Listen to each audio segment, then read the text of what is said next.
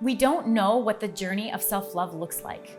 We are creating an environment of separation and judgment, creating labels of positive and negative energy, as opposed to realizing that if just one person in this world is suffering, we all suffer. We are either suffering because we lack self-love, or we're suffering because someone in our lives that we love is struggling with their own self-love, and we do not know how to help without becoming a victim of their sufferings, or sometimes even adding to their traumas. No one is free of this epidemic. If just one person in this world is suffering, we all suffer.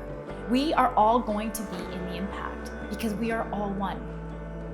In order to create true transformation, we must create a new experience.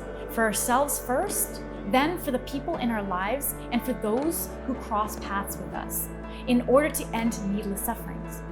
Once we can create an experience of love within ourselves, we can stand in our power to not only help ourselves, but to help others. We must all rise to love. If we're all educated on the very basics of self-love and the reality of the process, we would all be on our way to achieving the joy and the love and the peace in our lives that we seek together, because that's what love creates, more oneness.